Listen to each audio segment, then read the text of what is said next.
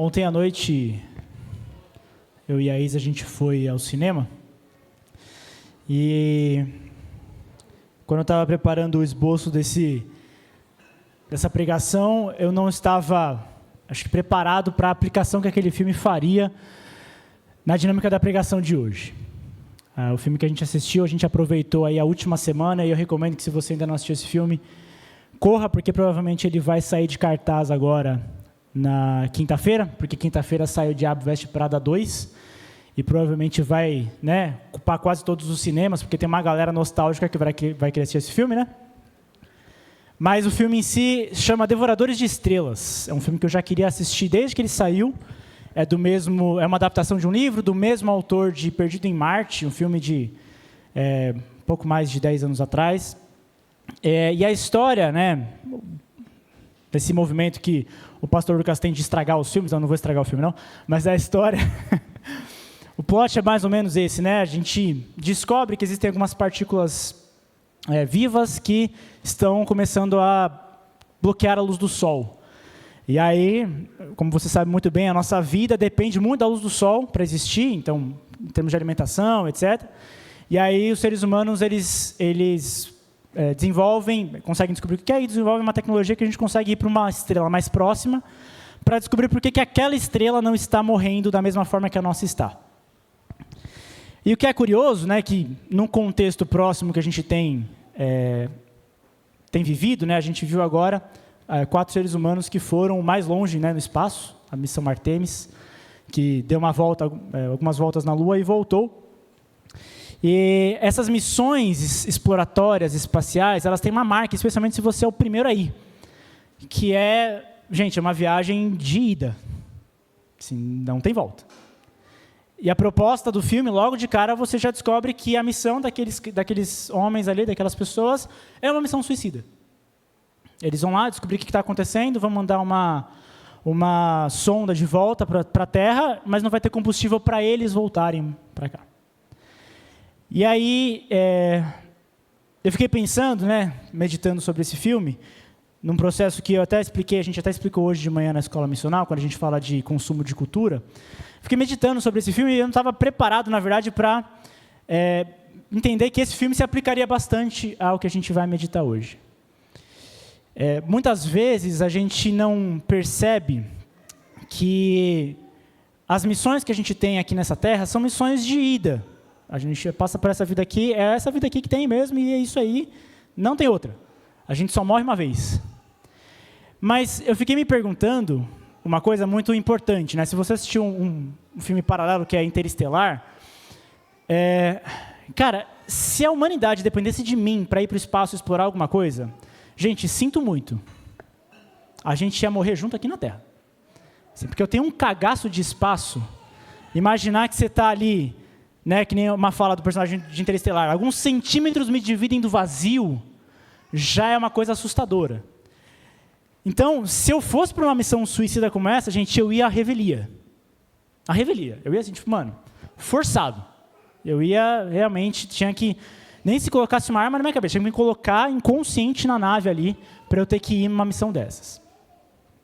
O texto que a gente vai ler hoje, e o texto que a gente vai meditar hoje, é um texto que tem esse tom.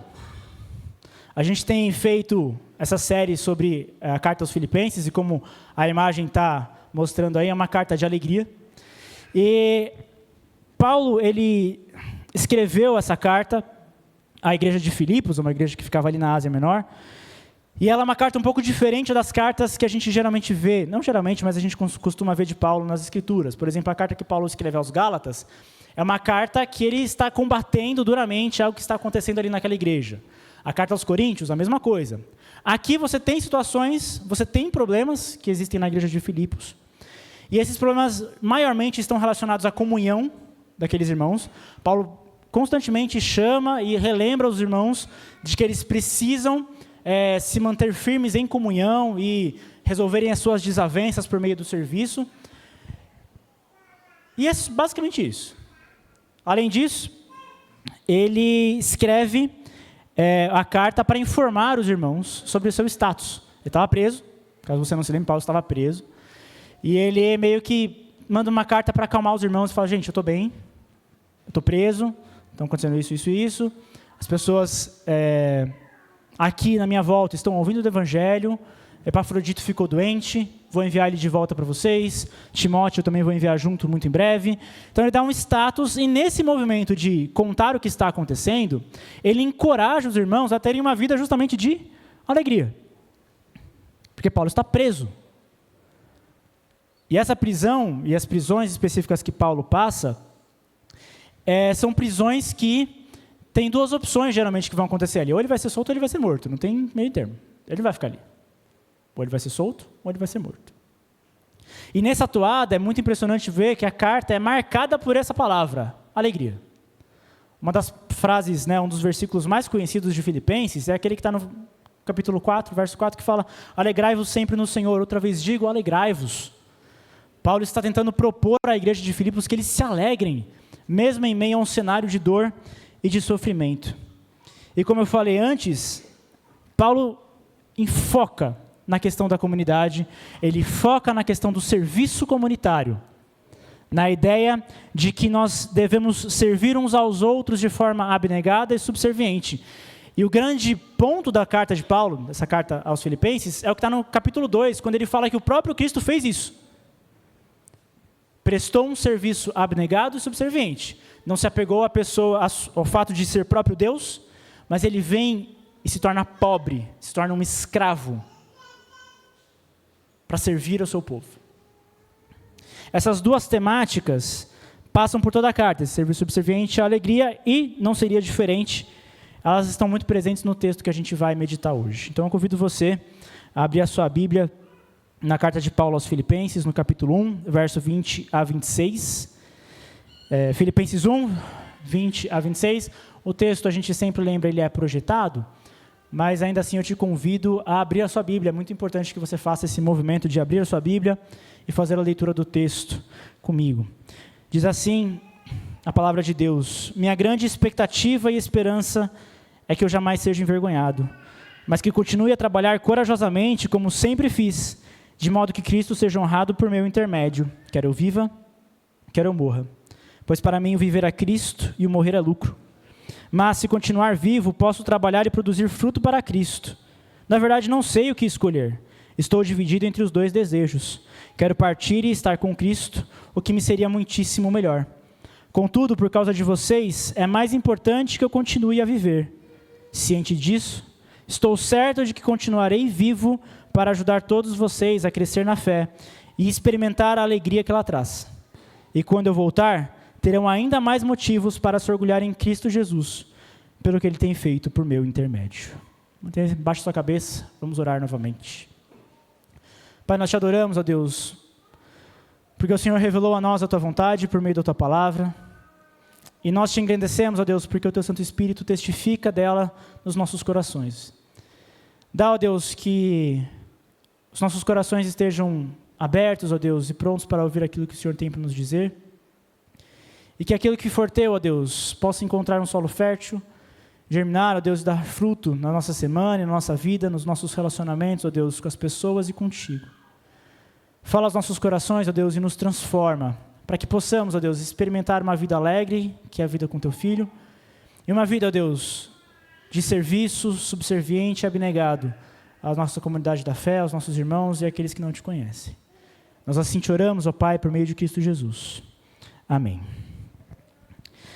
Nessa última semana, uma mulher britânica chamada Wendy Duffy, de 56 anos, teve um pedido para um suicídio assistido numa empresa lá na Suíça. Em 2023, ela perdeu o filho dela, um menino de 23 anos, chamado Marcos, de um jeito muito trágico. Ele morreu dormindo, tinha ficado um pedaço de tomate na garganta dele quando ele tinha jantado, e dormindo ele teve um mal súbito ali, engasgou e faleceu. E aí, a notícia que eu li sobre esse assunto, comentou que ela gastou o equivalente a R$67 mil para entrar em contato com essa empresa lá na Suíça, a Pegasus, que na Suíça você pode fazer esse movimento de suicídio assistido. E aí esse processo ainda não aconteceu, mas vai acontecer nas próximas semanas. Ela vai para lá e vai completar esse processo, porque ela efetivamente perdeu o sentido da vida assim que seu filho morreu. Talvez você tenha ouvido a história de 2 semanas atrás da brasileira Célia Maria Cassiano, uma professora que tem uma doença degenerativa, e ela fez esse mesmo processo. Ela foi para a Suíça, ela tinha uma doença degenerativa que a impediria de falar e de se comunicar de qualquer jeito. E aí, diante desse cenário desesperador, ela preferiu fazer esse movimento de suicídio assistido. E o que me chamou a atenção nessa história da Wendy, né, que foi essa mulher que ainda vai fazer esse cenário, é que existe uma frase na entrevista dela que me marcou, que ela falou que ela mal pode esperar para morrer. A vida dela perdeu tanto sentido que ela diz, eu mal posso esperar para morrer. Quando a gente lê esses relatos, a gente pode perceber que talvez essa mulher não tenha encontrado ainda a pessoa de Cristo. Essa mulher passou por essa dor e por esse sofrimento e está olhando exclusivamente para a sua própria dor e para o seu próprio sofrimento, num cenário que para ela não tem saída, não tem solução. Ela perdeu aquilo que era mais importante para ela. O sentido da vida dela aqui acabou. E o que ela faz? Ela recorre a esse movimento de, bom, se nada daqui nesta vida tem valor, se a morte é a única coisa que vai me aliviar desse sofrimento,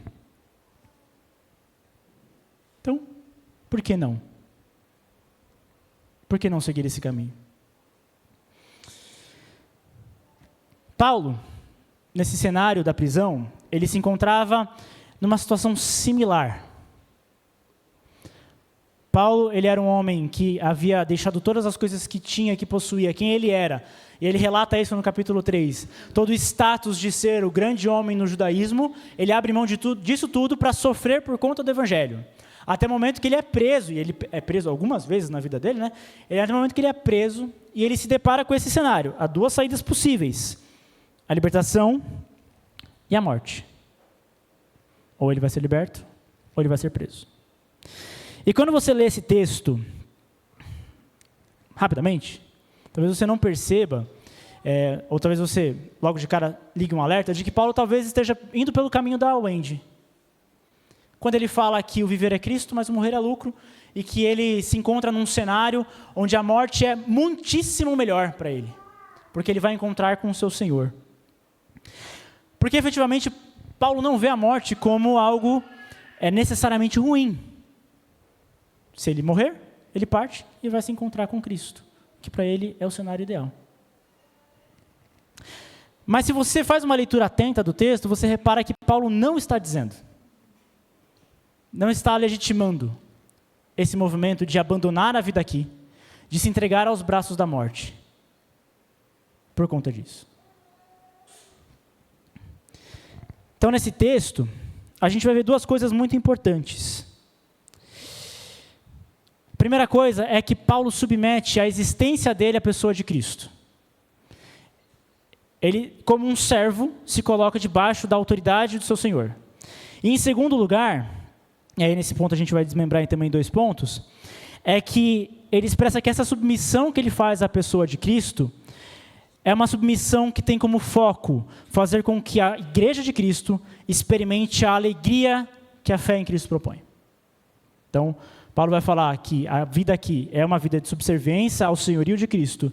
E, em segundo lugar, que esse serviço a Cristo se expressa em fazer as pessoas experimentarem a alegria que a fé em Cristo propõe. Eu queria que você tentasse trazer à sua cabeça agora, à sua lembrança agora, aquela semana, sabe aquela semana que você passou? Aquela semana complicada. Você chega no trabalho, o seu chefe... Você descobre que o seu chefe teve que gastar o fim de semana inteiro refazendo o relatório que você mandou para ele na sexta-feira. Porque ficou um lixo. Ficou horrível aquele relatório.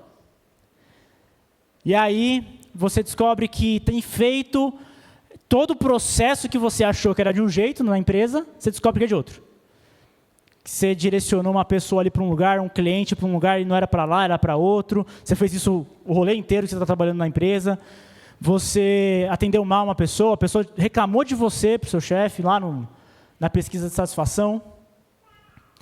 E aí, para melhorar a sua vida, você chega em casa e está ainda colhendo os frutos de uma discussão que aconteceu na semana passada, Ou seja, as pessoas da sua casa não estão muito afim de conversar com você. Então você está nesse cenário de... Sabe aquele climão que fica? Sabe, tipo, mano, quem vai pedir desculpa primeiro? Eu estou meio constrangido porque... Sim, o que eu falei estava certo, eu só falei de um jeito errado. Mas assim, a pessoa está errada também. E aí você sai de um contexto de trabalho horrível, pega um trânsito absurdo para chegar em casa, 2 horas de transporte, ônibus lotado, tal. Você chega em casa, a situação em casa está pior por conta disso. Você só vive brigando com as pessoas da sua casa, vive tretando com elas. Ou mais. Você nem... Está tudo bem com a sua família, está tudo ótimo, em termos de discussão, mas alguém da sua família está doente. Está internado no hospital, e você tem que ficar indo para o hospital, você sai do trabalho e vai direto para o hospital para ficar com a pessoa lá, porque ela está internada, e você dorme naquele sofá, não sei se você já passou por essa experiência, dorme naquele sofá, quando tem sofá? Dorme no sofá, as enfermeiras entrando de 2 em 2 horas, dormir você não consegue, e aí você acorda no dia seguinte, né, todo doído, e vai para o trabalho num cenário desafiador de novo. E essa semana maluca, esse mês maluco que você passou na sua vida, faz com que você se sinta culpado de chegar na igreja. Porque você, no formulário de disponibilidade que a gente faz, você desmarcou todos os domingos seguintes, porque você não vai ter tempo. Por quê? Você tem que resolver os BO do trabalho e resolver os BO da sua família. Você vai ficar até com culpa de encontrar as pessoas aqui à sua volta. As pessoas da igreja. Porque, assim, você devia estar servindo na igreja, mas não está. Nesse contexto de vida difícil, de cenários desafiadores que desestimulam a nossa própria existência, eu passei por alguns cenários muito curiosos. A primeira morte que eu vi próxima de mim foi da minha bisavó. Minha bisavó, ela teve um câncer de intestino e... minha bisavó paterna, no caso, né? Ela teve um câncer de intestino que foi um processo até que... indas e vindas, hospital público e tal. E a gente acompanhou isso meio que de perto, porque minha mãe estava fazendo o acompanhamento ali dela. E eu me lembro pouquíssimo desse momento, porque bisavó, gente. Então, na escala de serviço, de ajuda da minha bisavó, ainda mais eu era adolescente, um pré-adolescente ainda na época, tinha muita gente na minha frente para ajudar, entendeu? Então, tinha minha avó, mas não ajudava muito, meus tios-avós, meu pai, meus tios, minha mãe. Então, até chegar em mim, né, ia demorar. Mas eu me lembro, efetivamente, assim, de um dos momentos mais difíceis que a gente teve nesse cenário foi quando ela efetivamente foi internada. Ela tinha passado muito mal, ela estava num cenário muito complexo.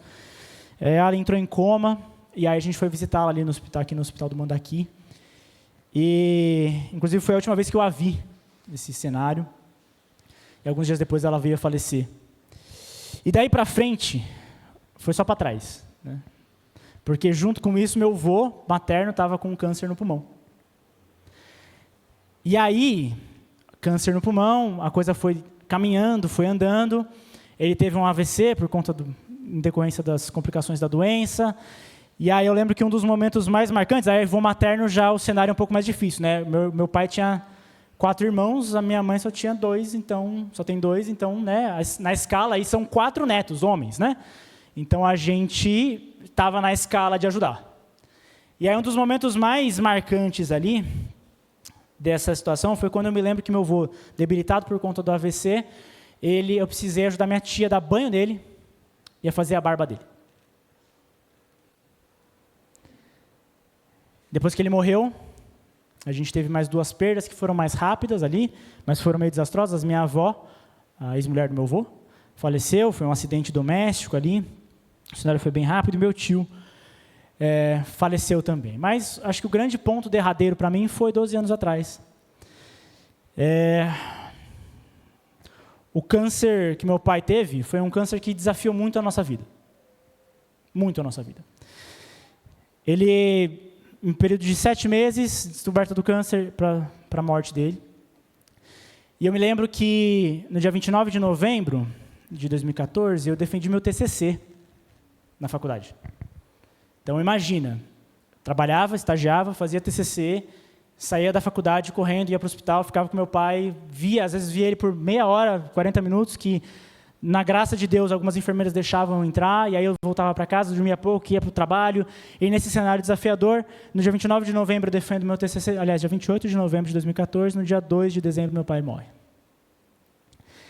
E tem um momento marcante para mim nessa história.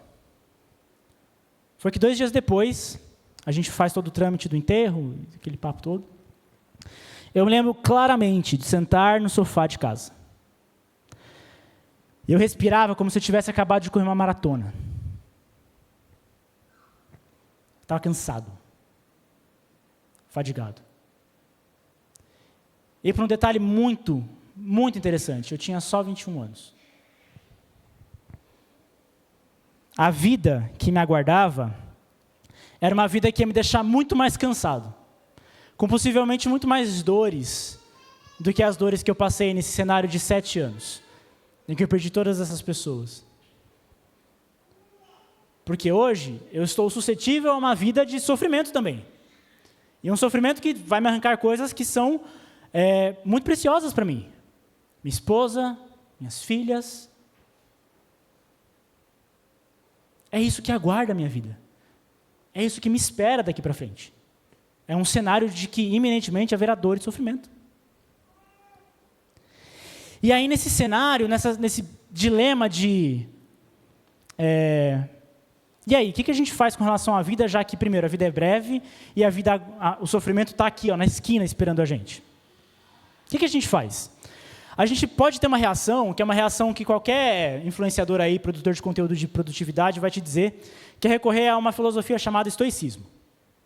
Uma das marcas do estoicismo é que existem 2 tipos de problemas. Existem 2 tipos de problemas. Os problemas que eu efetivamente tenho um poder para agir e os que eu não tenho. Nos problemas que eu tenho o poder para agir, o que eu posso fazer? Agir e resolver o problema.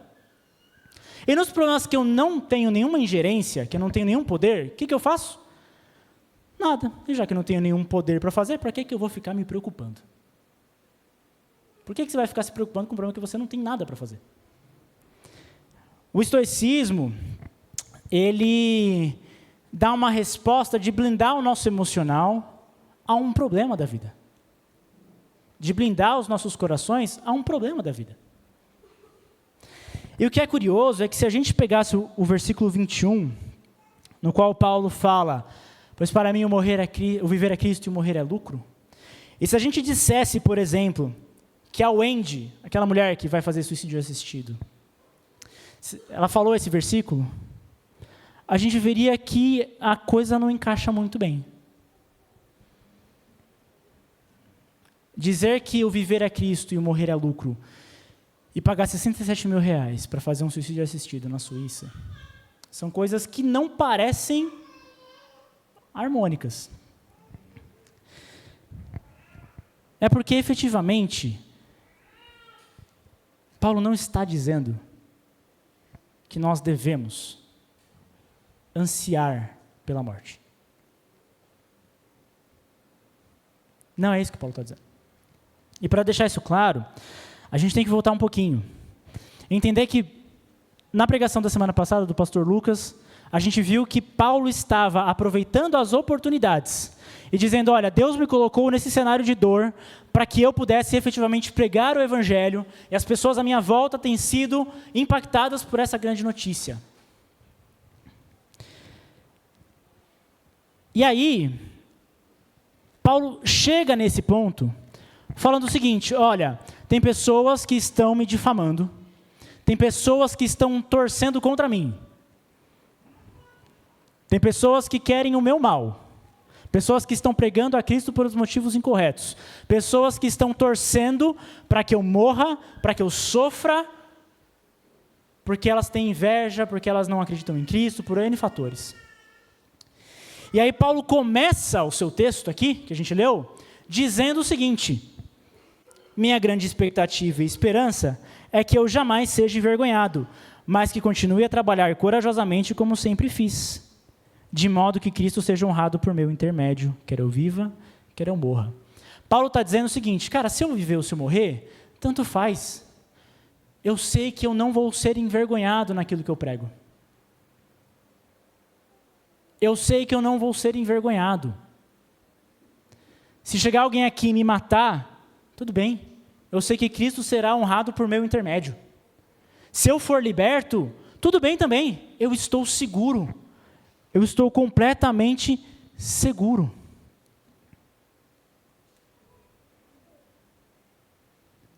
Essas humilhações que eu passo por conta da pregação do Evangelho é parte do jogo, galera.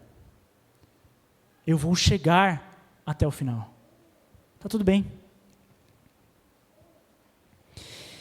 E aí a gente percebe que Paulo, ele não está dizendo o seguinte: olha, existe uma possibilidade de eu morrer, de eu viver, tá tudo bem, tá, não sei o quê. Não. Paulo tem fortes indícios. É como se tivesse um advogado ali com ele e fala assim: Paulo, seguinte, fica tranquilo que a sua causa está ganha.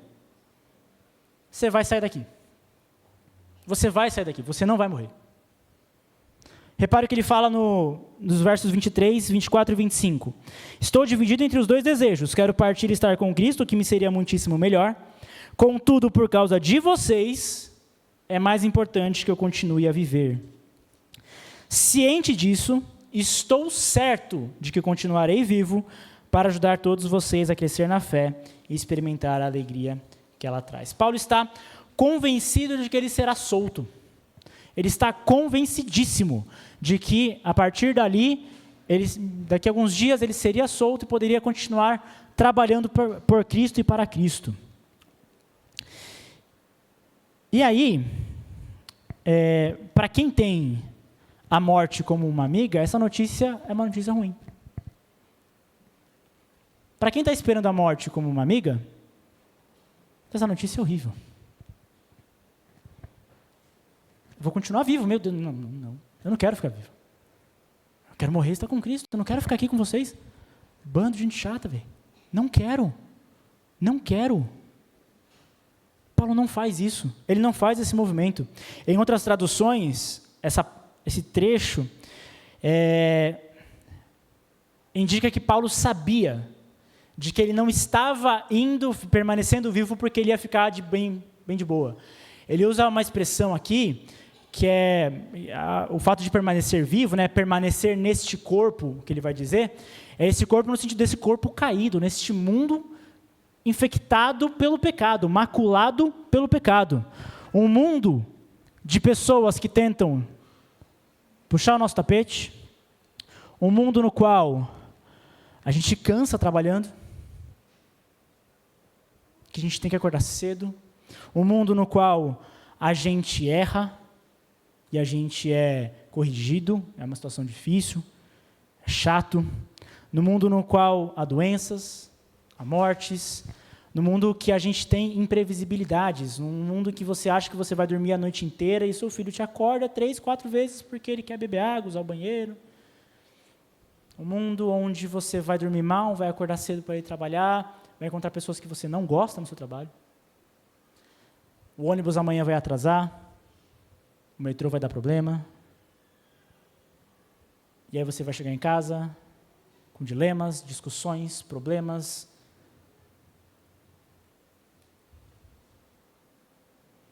Esse é o mundo caído que a gente vive. É esse mundo que nos espera. Mas ainda assim, a gente tem que lembrar que essa carta foi feita para animar os filipenses, né? Ela foi feita para, vamos galera, bora, né? Tá uma desgraça a vida, bora. Mas você vai reparar que Paulo, ele usa esse cenário para mostrar que ele está focado naquilo que é a missão dele. Ele sabe qual é a missão dele, naquilo que ele está focado. Então ele fala o seguinte, verso 20, minha grande expectativa e esperança é que eu jamais seja envergonhado, mas que continue a trabalhar corajosamente, de modo que Cristo seja honrado por meu intermédio. Verso 24, contudo, por causa de vocês, é mais importante que eu continue a viver. Ciente disso, estou certo de que continuarei vivo para ajudar todos vocês a crescer na fé e experimentar a alegria que ela traz. Paulo usa recursos, e ele vai dizer isso em vários pontos da carta. Ele usa recursos narrativos e recursos especialmente linguísticos para falar sobre um cenário militar.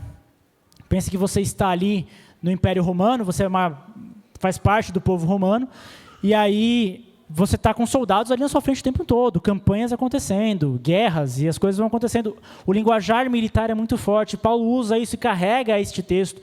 E o texto o texto da carta como um todo, desses termos militares.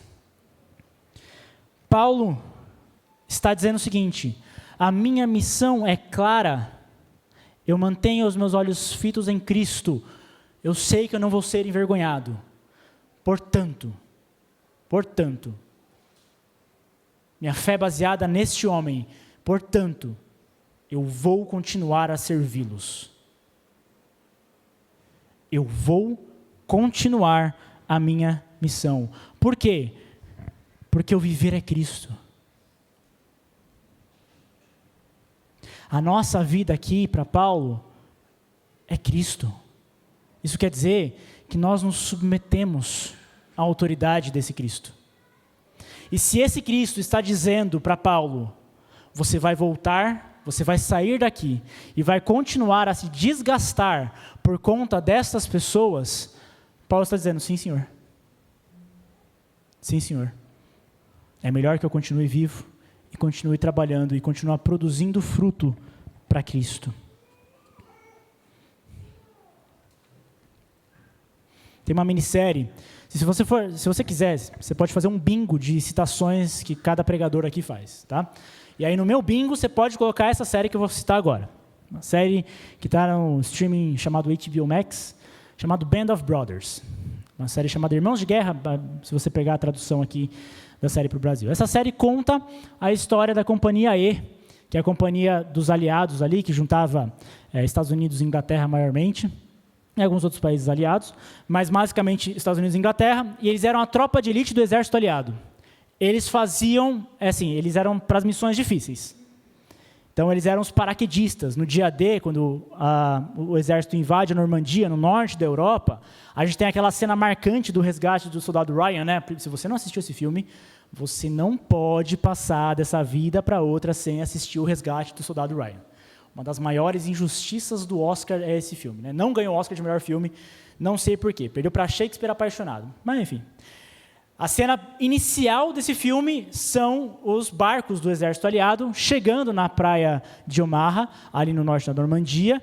E assim, gente, se prepare, a cena é sanguinária. Maravilhosa, mas é sanguinária. Sanguinária, assim. O cara sai, já toma uma na testa e já cai ali. Já vem, tem gente, depois que o frenesi acaba, você vê um monte de cara mutilado, assim, andando, procurando os membros do corpo. É um negócio bem pesado. Mas, junto com essa empreitada pelo mar, o exército aliado fez uma empreitada pelo ar, que era mais arriscada ainda.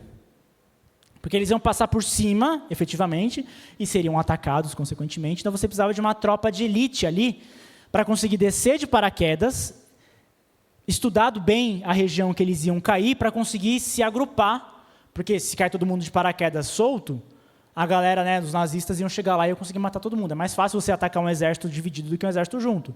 Então você precisava de gente muito bem treinada. E essa é a história da Companhia E. O primeiro episódio fala exatamente desse salto. Mas ao longo dos 9 episódios subsequentes, a gente vê que esse exército estava preparado para cumprir a missão que lhes era dada. Inclusive quando o comandante era ruim. No primeiro episódio, você descobre um comandante horrível. O cara mal treinado, mal preparado, estava ali por conta de indicação, era filho de um cara importante lá, sobrinho de um cara importante. Ele não sabia nada, e aqueles homens submissos a ele. Inclusive, Steven Spielberg é o diretor de O Resgate do Soldado Ryan, ele produz a série. Então, é uma série que, se você assistir junto com o filme, chuchu beleza, lindo. Até porque o Ryan faz parte dessa companhia, inclusive, que eles vão resgatar. E tem um episódio marcante para mim, que é um episódio que eles têm que defender uma posição. Eles estão no inverno europeu, sem recurso, sem comida, num frio na Bélgica, para um inimigo que eles não conseguem ver, porque eles vão passar a noite defendendo o território. Eles não sabem de onde vai vir o inimigo. E aquele lugar é estratégico porque foi assim que a Alemanha tinha conseguido conquistar a França pela primeira vez. Foi por ali. Então eles tinham que defender o território. E quando eles chegam lá, é tipo assim, é literalmente os caras chegando E a galera saindo. Tipo assim, troca de turno, galera. Se lascaram. E eles, não, nós estamos aqui porque nós vamos defender o território. Nós vamos defender esse território. É a nossa missão fazer isso aqui. É nessa pegada, é nesse espírito que Paulo está dizendo isso aqui que ele está falando. Eu estou submisso à vontade do meu Senhor. A vida, o viver é Cristo. Portanto, eu não tenho vontades. As minhas vontades são as dele. O viver é Cristo. É Ele que determina se eu vou ou se eu fico. O viver aqui é Cristo. Todos os meus recursos, tempo, dinheiro, energia, precisam ser gastos para a missão. Ele é o meu Senhor. A vida aqui é Cristo. Estou me submetendo a esse senhorio. E o que é mais curioso é que Paulo não está dizendo o seguinte: ah, não, eu vou me submeter aqui a Cristo para viver a vida de boa. Eu vou, água de coco aqui, ó, tranquilinho na praia, suave, vivendo a vida. Não. Paulo, no versículo 25 e 26, e a gente chega no nosso segundo ponto, ele submete a vida ao viver dele a Cristo para o serviço desgastante à sua comunidade. Veja comigo o verso 25 e 26. Ciente disso, estou certo de que continuarei vivo para ajudar todos vocês a crescer na fé e experimentar a alegria que ela traz. E quando eu voltar, terão ainda mais motivos para se orgulhar em Cristo pelo que Ele tem feito por meu intermédio. Tem um pastor norte-americano chamado Paul Tripp. Ele escreveu um livro que você não pode passar dessa vida para outra sem ler. Chama Guerra de Palavras. E ele relata nesse livro uma situação muito curiosa. Ele estava descansando, um dia de descanso da família dele ali, era um sábado, e ele se preparou, ele pegou os filhos, a esposa, e foi para um parque para descansar. E aí diz que ele chega lá, e ele recebe uma ligação de um membro da igreja, dizendo assim: pastor, é agora, estou num quarto de hotel aqui só, é agora. É agora. Vai acabar aqui. E ele relata que não era a primeira vez que esse cara fazia isso. Que ele ia lá, ligava, pastor, é agora. Ele ia lá, conversava com o cara, dissuadia o cara da ideia de efetivamente colocar fim à sua vida. E aí diz que dessa vez ele respirou fundo e a esposa dele falou assim: vai lá. Ele está precisando, vai lá. E aí ele chega lá, o cara começa a dizer as mesmas coisas e ele também. Ele começa a apresentar o evangelho para aquele homem. Dizer sobre a vida de Cristo, sobre a morte expiatória de Cristo na cruz. E diz que tem um momento que o cara falou assim: ah, não, você não vai vir com esse papo de novo para cima de mim não, né? Então você imagina, o cara estava descansando com a família. Ele é interrompido desse descanso, chega para um cara, ele vai trazer efetivamente a única mensagem que efetivamente precisa ser repetida e repetida nos nossos corações, e o cara vem com: ah, não, você não vai vir com essa de novo. E diz a história, e ele mesmo relata isso, de que ele estourou com o cara, disse coisas que ele não, que ele se arrepende de ter dito ali para ele, foi muito ríspido, muito duro. E que tempos depois, quando ele chega em casa, ele conta para a esposa dele o que aconteceu, ela diz o seguinte: cara, eu acho que você pegou pesado demais com ele. Ele não chegou aos fins, tá, gente? Ele foi resgatado ali, retomado, mas ela falou: acho que você foi muito duro com esse cara. Talvez valha a pena você chamá-lo de novo para pedir perdão pelas suas palavras. Mas a gente, às vezes, se depara com situações assim. Nós estamos cheios dos nossos problemas, com os nossos filhos, com as nossas esposas, com os nossos maridos, com os nossos trabalhos, a nossa cabeça está cheia de problemas, cheia de dificuldade, e aí você recebe aquela mensagem daquela pessoa, você sabe que pessoa que eu estou falando? Aquela pessoa, sabe aquela pessoa que te manda mensagem pedindo ajuda? E pedindo ajuda pela milionésima vez, alguma coisa que você já explicou para ela centenas de vezes. E aí piora, né? Porque você vira e fala assim: cara, já não tenho tanto problema assim na minha vida. Eu já estou aqui, dor de cabeça, um monte de coisa acontecendo, eu tenho que me preocupar com a vida do outro, cara. Seu estresse está lá em cima, o cortisol no seu cabelo está estralando ali.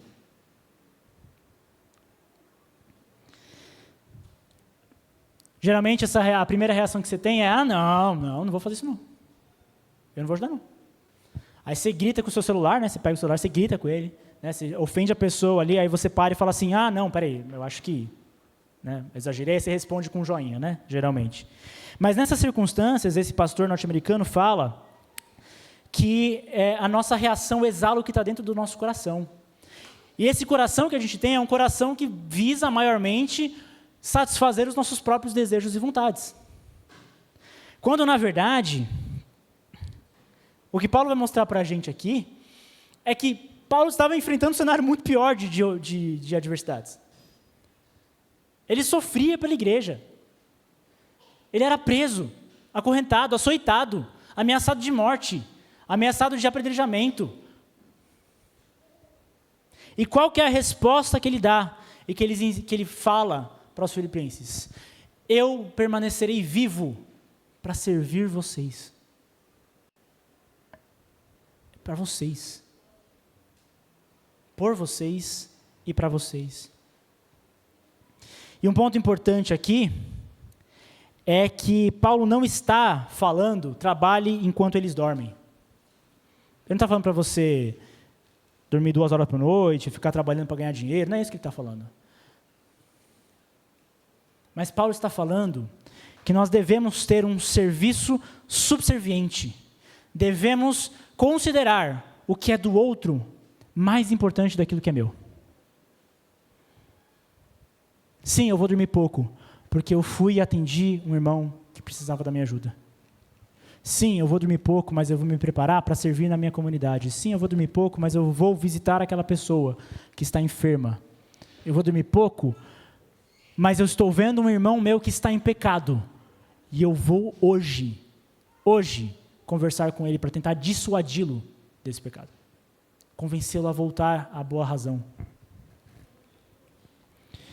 E que é interessante é que esse critério de serviço comunitário é muito claro para Paulo. Que ele fala o seguinte, ele se coloca nessa condição de que ele é exemplo a ser seguido. Lá na frente, no capítulo 2, aliás, no capítulo... Eu não anotei aqui, então vai ter de cabeça. No capítulo 4, ele fala, sejam meus imitadores, sigam o nosso exemplo, o de Epafrodito e o de Timóteo, sigam o nosso exemplo. Porque ele sabe que o crescimento na fé se dá por meio das nossas relações comunitárias. Nós não somos crentes isolados, não existe isso. Crente que é crente está em comunidade, louvando a Deus em comunidade. O que nós estamos fazendo aqui é marca do nosso cristianismo. Nós estamos adorando ao nosso Deus como um corpo, nós crescemos com o corpo. Mas eu não quero que você pare e olhe para essa situação pensando, ótimo, as pessoas aqui à minha volta me ajudam a crescer. Isso sim, isso é verdade. Mas o ponto de Paulo aqui é o que você está fazendo para que os outros cresçam.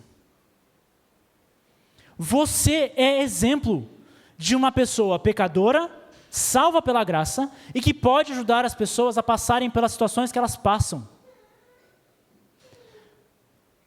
Você está habilitado pelo Espírito Santo para fazer isso.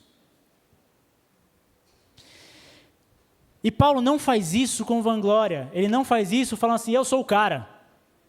Até porque lá na frente ele vai falar assim, eu considerei tudo como se fosse um cocô por conta de Cristo. Tudo que eu tinha, eu era fariseu, eu era um cara líder aqui de um monte de coisa, eu sabia um monte de coisa, as pessoas me respeitavam dentro da minha religião, mas eu considerei tudo isso como se fosse um cocô. Esse é o termo que ele usa lá, como se fosse um cocô por conta de Cristo. Isso aqui é lixo. E mais, no capítulo 2, ele fala o seguinte, trabalhem com afinco a sua salvação, obedecendo a Deus com reverência e temor, pois Deus está agindo em vocês, dando-lhes o desejo e o poder de realizarem aquilo que é do agrado dele. Que é o que ele vai dizer aqui no versículo 26. Os filipenses terão ainda mais motivos de se orgulhar em Paulo? Não, de se orgulhar em Cristo, pelo que Cristo tem feito por meio de Paulo. O ponto de Paulo é que esse serviço subserviente aponta para o Senhor da missão, para o Senhor do exército, para o Senhor do povo.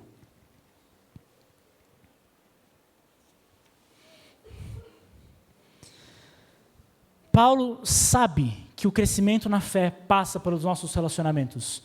E passa por nós termos coragem de entendermos que nós somos instrumentos para abençoar a vida dos nossos irmãos. E ele convida os filipenses a fazerem o mesmo. E nesse sentido, eu queria que você refletisse acerca de algumas coisas. Primeira delas, se a nossa missão efetivamente é ajudar as pessoas a fazê-las crescer no Evangelho, na fé em Cristo, quais são as coisas que você tem feito que evidenciam isso? Se a gente fosse medir o seu tempo, quanto tempo você tem gastado com isso? Será que aquele comentário ácido que você vai fazer daqui depois do culto, ele contribui para fazer a pessoa crescer na fé? Sabe aquela piada que você vai fazer do irmão aqui? Será que ela ajuda você? Ajuda ele a crescer na fé? Será que fazer comentários acerca de pessoas para outras pessoas ajuda essas pessoas a crescer na fé? Ou será que é mais fácil você chegar para o irmão que você está tendo um problema e conversar com ele sobre o assunto? Será que as piadas ou a forma como você lida quando você vai enfrentar uma pessoa, será que elas estão expressando que você quer convencer essa pessoa de que ela está em pecado? Ou você precisa falar com um pouquinho mais de misericórdia e graça? Ganhar a pessoa para si. Às vezes a gente tem uma postura, e eu reparo isso muito lá em casa, né? Filho tem esse poder de mostrar o podre que a gente tem no nosso coração. Gente, é muito mais fácil disciplinar os filhos. Gritar com eles, discipliná-los fisicamente, é muito fácil. O que dá trabalho na educação dos filhos é quando você tem que se desgastar um pouco mais. Eu lembro que quando as meninas, às vezes elas têm noites difíceis, elas acordam e tal, é mais fácil, é mais efetivo, é mais competente se eu me levantar e ir até elas em auxílio a elas. Elas vão dormir mais rápido. Eu vou resolver o problema para elas. Mas eu estou cansado, com sono, estressado, porque elas estão me acordando 3 horas da manhã, é a 4ª vez seguida que isso acontece. E aí o que você quer fazer? Você quer gritar. Você quer impor para elas que elas tomem vergonha na cara e durmam. Mas às vezes, elas não têm nem competência para fazer isso. Esse gasto energético que a gente tem agora, no começo, para resolver, para ajudar os nossos irmãos, é melhor. Vai ser mais efetivo para ajudá-los do que apontar o dedo e dizer, você está errado, você é um lixo. Eu sou melhor do que você. É mais produtivo e eficaz se desgastar pelos irmãos, ganhá-los, convencê-los, do que julgá-los. E ainda nesse ponto, uma última aplicação que eu queria fazer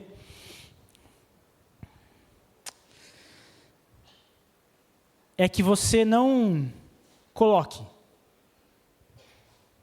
desculpas na frente do seu serviço à comunidade. Se você não recebe a ligação de um irmão da igreja, 11 da noite, pedindo ajuda, isso pode ser um indicativo de que você não está envolvido na comunidade. Um indicativo muito forte, inclusive, de que você não está envolvido o suficiente na comunidade local.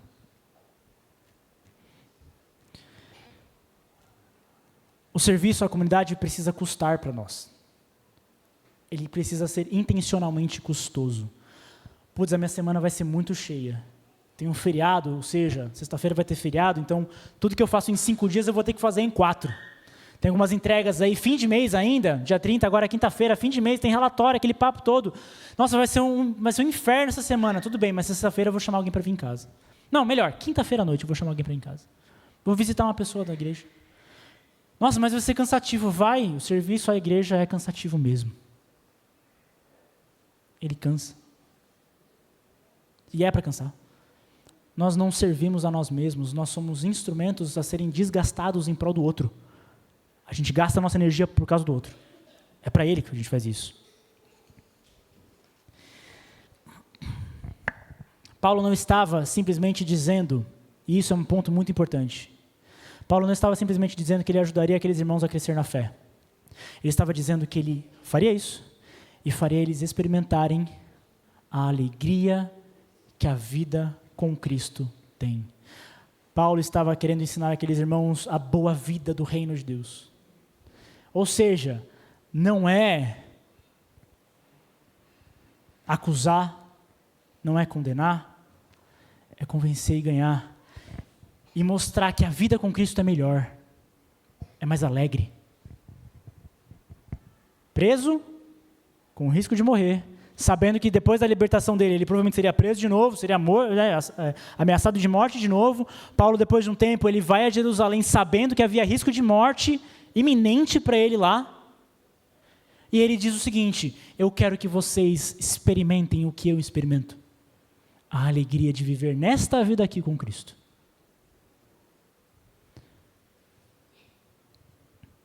E isso é um tema-chave para a gente encerrar. Porque nesse ponto específico, nesse movimento que Paulo faz, Paulo está se parecendo muito com o nosso Senhor. Porque nosso Senhor, Jesus Cristo, ele fez exatamente esse movimento. Ele foi para um lugar em que ele sabia que ele morreria. Paulo, no capítulo 2, fala que Cristo se humilha. Ele se torna um escravo para morrer por gente miserável que nem eu e você. E por meio desse caminho, ele é glorificado. Mas o autor aos Hebreus fala algo que é marcante. E é nesse sentido que talvez a gente tenha a diferença de Paulo para Cristo. Porque Paulo, a gente pode fazer esse paralelo de que ele se torna um exemplo, assim como o nosso Senhor foi. Porque Jesus Cristo foi um exemplo de serviço subserviente. Ele vira homem, ele lida com gente pecadora que nem eu e você. Ele lavou os pés do homem que ia trair ele. Jesus lavou os pés do homem que ia trair. Esse nível de subserviência que Cristo teve. Ele não se apegou ao fato de ser Deus para se humilhar, se tornar um escravo por gente que ia trair ele. Mas tem um ponto que difere Paulo de Jesus. Porque Jesus ele é um exemplo, mas ele não é só um exemplo. Se Jesus fosse um exemplo, a gente estava lascado. Jesus, ele faz a obra para que a gente pudesse fazer o mesmo. É como se a gente tivesse um copo, nós somos um copo vazio e Cristo nos enche da sua obra, a ponto que nós transbordamos e enchemos outros copos que estão à nossa volta. Essa é a ideia. Cristo é esse líquido, ele nos preenche. Ele efetivou, ele realizou, ele cumpriu a obra para que a gente pudesse efetivamente nos enchermos dele e externalizarmos a graça que recebemos para a vida das outras pessoas. A alegria que Paulo propõe que nós vivamos em Cristo é a alegria que Cristo viveu. O autor aos Hebreus fala o seguinte: mantenhamos o olhar firme em Jesus. Mantenhamos o nosso olhar firme em Jesus, líder e aperfeiçoador da nossa fé. Por causa da alegria que o esperava, preste atenção, por causa da alegria que o esperava, da alegria que o esperava. Ele suportou a cruz sem se importar com a vergonha, e agora está sentado no lugar de honra à direita do trono de Deus. Nossas dores não são nada comparadas a isso aqui. Nada. O sofrimento dessa vida não é nada comparado a isso aqui. E Jesus, sabendo disso aqui, veio ao mundo para morrer por nós. Sendo assim, eu queria te convidar a tentar mostrar para os outros esse novo jeito de olhar para o mundo. Olhar para os outros e se ver como um instrumento de Deus na vida dessas pessoas. Nós somos enviados, comissionados.